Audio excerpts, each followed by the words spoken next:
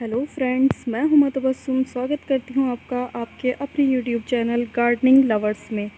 आज हम बात करने वाले हैं नींबू के प्लांट के बारे में। देखिए, ये मेरा नींबू का प्लांट है। इस पर कितनी अच्छी फ्रूटिंग हो रही है और इस पर थोड़े टाइम पहले बहुत अच्छी फ्लावरिंग हो रही थी। पूरे नींबू वाइट हो रहा था, फ्लावर्स ही फ्लावर्स हो रहे थे। आपको नींबू देखकर अंदाज़ा लग रहा होगा कि इस पर फ्लावरिंग कितनी ज़्यादा हुई होगी, क्योंकि जितनी फ्लावरिंग होती है वो मोस्टली झड़ ही जाती है। बाकी जो फ्लावर्स बचते हैं उन्हीं पर फ्रूटिंग होती है। लेकिन हमारे जो गार्डन में इसका रेशो इतना ज़्यादा होता है कि कम से कम जो हमारी फ्लावरिंग होती है 20% ही झड़ती है और बाकी 80% के नींबू बन जाते हैं। देखिए, सारे में नींबू ही नींबू लगे हुए हैं। देखिए, ये गुच्छे वाले नींबू का प्लांट है। देखिए, इसमें गुच्छे में ही नींबू आते हैं मोस्टली। ये 5 नींबू का गुच्छा है, ये 2 हैं, ये पीछे देखिए इस पर 3 हैं, ये 2 हैं और बाकी हमारा एक दूसरा प्लांट लगा हुआ है, उस पर सेपरेट अलग अलग नींबू आते हैं, वो भी दिखाऊंगी मैं आपको। तो हम बात कर लेते हैं कि नींबू को कैसे रोकना है और कैसे आपको इस पर ज़्यादा से ज़्यादा फ्रूटिंग ले सकते हैं आप। तो नींबू के प्लांट अगर आपके पास चाहे ज़मीन में लगा हुआ चाहे पौधे में लगा हुआ हो, जैसा अगर आप नर्सरी से पौधा लाते हैं और आप उसके ऊपर नींबू भी लगा हुआ होता है, तो आप सोचते हैं कि ये नींबू का प्लांट चलेगा। और जिस तरह अभी इसमें इतने छोटे से ही प्लांट में ही नींबू आ रहे हैं, तो आगे जाकर तो नींबू आएंगे ही। लेकिन ऐसा नहीं होता है। वो जब वो नर्सरी वाले पौधा लगाते हैं तो वो ग्राफ्टेड पौधा लगाते हैं। पहले जैसे उन्होंने 2 नींबू के बीज लगाए, दोनों उग गए, तो एक जो उनके पास पहले से नींबू लगा हुआ होगा जो कि 4-5 साल पुराना होगा, उसकी ग्राफ्ट की जहाँ से उसकी ग्रोथ होती है वहाँ से उसकी ग्राफ्टेड लेकर कलम उसे जो उनका नए पौधे उगे हुए हैं बीज से उसके अंदर ग्राफ्ट कर देते हैं और उसमें जल्दी से फ्रूटिंग हो जाती है। क्योंकि जो उसकी ग्राफ्टेड एरिया होता है उसकी एज तो वही रहती है 4-5 साल। और पीछे का जो आपको 6 महीना पहले लगा हुआ प्लांट है उस पर उसकी ग्राफ्ट लगा दी जाती है, तो उसकी जो नई फ्रूटिंग होती है वो अपनी ग्राफ्टेड प्लांट की एज के अकॉर्डिंग 4-5 साल का जो प्लांट है उसकी एज के अकॉर्डिंग होती है, तो उन पर फ्रूटिंग हो जाती है। लेकिन जब वो नर्सरी से ट्रांसफ़र करते हैं तो उसके नीचे की सारी जड़ें वगैरह काट के गार्डन से नर्सरी में ट्रांसफ़र कर देते हैं और जब हम लेकर आते हैं तो उस टाइम तो उस पर फ्रूटिंग हुई हुई होती है। लेकिन बाद में जैसे हम उसको लगाएंगे तो उसकी जड़ें दोबारा से ग्रोथ करेंगी, क्योंकि वह सारी कटी हुई है, तो उनकी जो फ्रूटिंग एक बार झड़ जाती है तो वो फिर से फ्रूटिंग नहीं हो पाती। फिर से फ्रूटिंग करने में उसे काफ़ी टाइम लगता है, काफ़ी स्पेस चाहिए होता है, तो उनकी फ्रूटिंग में देर होती है। तो हम सोचते हैं कि इस पे फ्रूटिंग क्यों नहीं हो रही। हम उसमें काऊ डंग कंपोस्ट का फर्टिलाइज़र डालते हैं, जैसे कि मोस्टली पीपल्स बताते ही हैं। यूट्यूब पे भी आपने देखा होगा, काऊ डंग कंपोस्ट ही प्रेफर करते हैं मोस्टली नींबू के प्लांट के लिए। लेकिन काऊ डंग कंपोस्ट में जो होती है नाइट्रोजन ज़्यादा होती है। नींबू को प्लांट को नाइट्रोजन चाहिए तो होती है। आपको इसकी जो लीव्स हैं वो लश ग्रीन होती हैं नाइट्रोजन के कंपोस्ट से इसकी, और ये भी बढ़ती हैं, इसकी ब्रांचेस भी बढ़ती हैं। लेकिन जिस टाइम पे इसमें फ्रूटिंग हो रही हो उस टाइम इसमें नाइट्रोजन की इतनी ज़्यादा ज़रूरत नहीं होती है। उस टाइम अगर आप इसका नाइट्रोजन की ज़्यादा जाति वाला कंपोस्ट देंगे तो उसमें आपके जो फ्लावरिंग हो रही है वो भी झड़ जाएगी और जो आपका एक आध फ्रूट लगा है वो भी सूख कर झड़ जाएगा। तो उस टाइम आपको नाइट्रोजन नहीं देना, उस टाइम आपको उसमें पोटेशियम ज़्यादा देना होता है। सो देखिए, जिस टाइम इस पर फ्रूटिंग नहीं हो रही उस टाइम आप इसमें NPK 20-20-20 दे सकते हैं। उसमें नाइट्रोजन, फास्फोरस और पोटेशियम तीनों इक्वल रेशियो में 20-20-20 होते हैं। लेकिन जिस टाइम इसके ऊपर फ्रूटिंग हो रही है उस टाइम आप इसमें NPK 20-20 नहीं, NPK 5, 15 और 45 दीजिए, क्योंकि उसमें पोटेशियम ज़्यादा होती है तो फ्रूटिंग के टाइम पे पोटेशियम की ज़्यादा ज़रूरत होती है। तो इसमें NPK 5, 15 और 45 बेस्ट रहती है फ्रूटिंग के टाइम पे।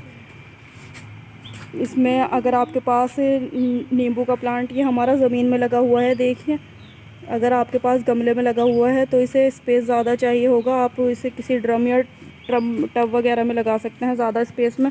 मिट्टी में अगर लगा हुआ है, ज़मीन में लगा हुआ है तो उसमें तो स्पेस ज़्यादा होता ही है, उसमें इतनी ज़्यादा ज़रूरत नहीं होती आपको इसकी देखभाल करने की।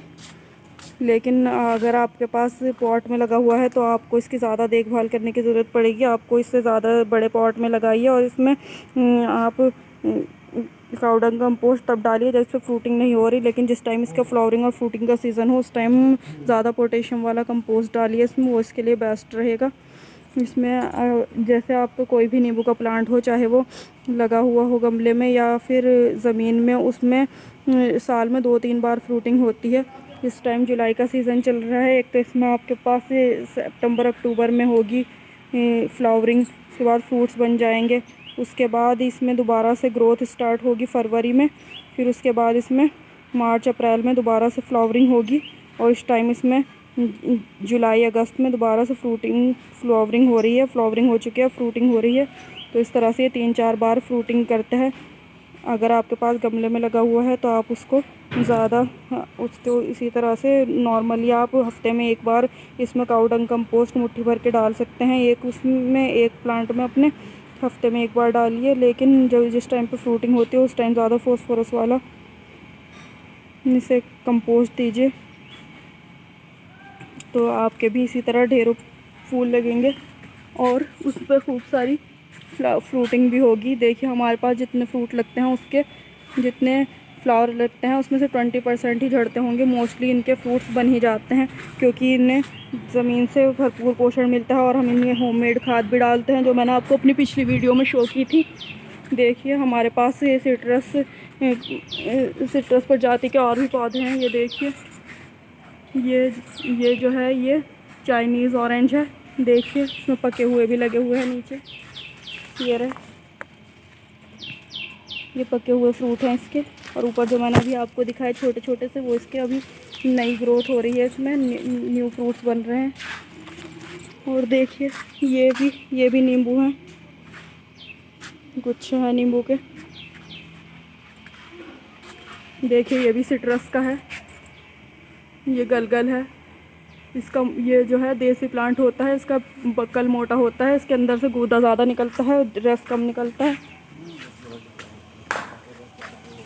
और देखिए रस भी ज़्यादा होता है इसमें। और ये देखिए जो मैंने आपको पहले बताया था, ये मेरा सेपरेट वाला नींबू है। इस पर हर एक नींबू अलग अलग लगता है, इसमें गुच्छे में नहीं लगता। इसका बक्कल जो होता है ऊपर का वो बारीक होता है और अंदर जूस ज़्यादा होता है इसमें। देखिए ये देखिए सिट्रस फैमिली का एक और प्लांट है, इसे गलगल बोलते हैं। इसका जो ऊपर का बक्कल होता है मोटा होता है और अंदर से अभी ये छोटा है, इसका छिलक मोटा होता है। देखिए आपको देखने से पता चल रहा होगा, लेकिन इसका साइज़ से डबल तिबल हो जाता है। ग्रोथ इतनी मोटी होती है इसका, इतना इसमें बहुत ज़्यादा बॉल की तरह बॉल जैसा बन जाता है। इसमें बहुत ज़्यादा रस होता है, मुट्ठी से पकड़ के निचोड़ते हैं इसे। देखिए और यहाँ पर ये हमारे नींबू पकने भी लगे हैं। देखिए येलो होने लगे हैं ये देखिए ये सारे नेचुरल खाद से बढ़ाते हैं हम इन्हें। उसमें फास्फोरस बहुत अधिक मात्रा में होती है, हम इसे फ्रूटिंग के टाइम पे देते हैं। और आप अगर चाहें तो NPK भी दे सकते हैं, और होममेड फर्टिलाइज़र जो हमने आपको पहले बताया था वो बेस्ट रहता है इनके लिए। सो फ्रेंड्स, मुझे उम्मीद है कि आपको आज की नींबू के प्लांट के बारे में जानकारी पसंद आई होगी। अगर आपको बेनिफिशियल लगी हो तो आप कमेंट करके ज़रूर बताइएगा, और आपकी कोई भी क्वेरीज़ हो तो आप कमेंट में पूछिएगा। और वीडियो को लाइक और शेयर ज़रूर करना, और हमारे चैनल को सब्सक्राइब कीजिए आगे इसी तरह की यूज़फुल वीडियोज़ के लिए। Thanks for watching friends, happy gardening.